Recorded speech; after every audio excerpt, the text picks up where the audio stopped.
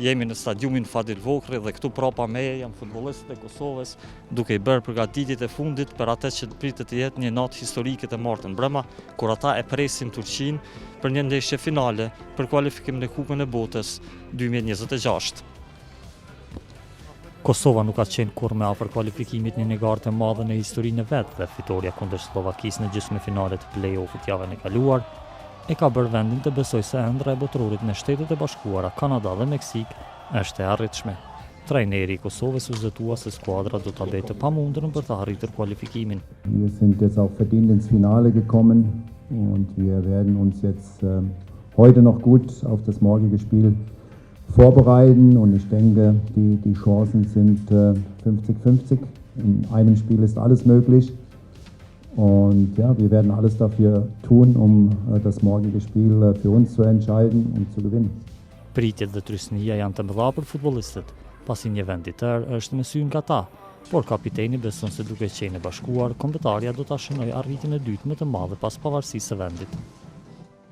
Çdo me fut presion as bashkëtarët e mi po asgjëtën, po nesër besoj fuqishëm në fitore. Nëse bashkohemi me pifas tonë, me gjithë ju që jeni këtu edhe... Kryeministri Albin Kurdi i vizitoi futbollistët e dielën, ndërsa të nesërmen qeveria e tij u premtoi atyre 1 milion euro shpërblim nëse e mundin Turqinë.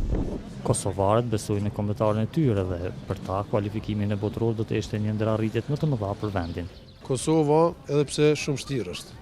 Çfarë arritje do të ishte? Arritje super e madhe. Me marrë pjesë botërore për Kosovën është diçka shumë e madhe.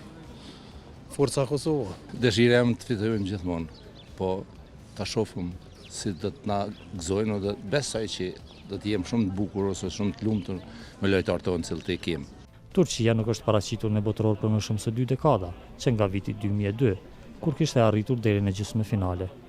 E frymëzuar nga yjet e vet të rinj, si Kenan Yildiz dhe Arda Güler, ajo do të luftojë për të siguruar pjesëmarrjen e tretë në botror.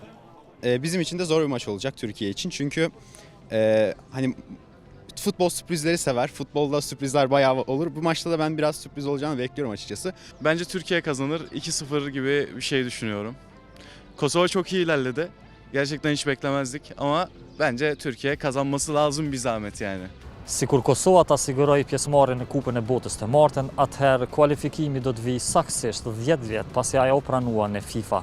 Kryesisht fol punës se presidentit e ndjerë, Fadil Vohri, busti të cilit qëndron tani pranë stadiumit që mban emrin e tij. Në botrorin e kësaj vere, Kosova do të ishte pjesë e grupit D, me kundërshtarë si SBA-ja, Paraguay dhe Australia.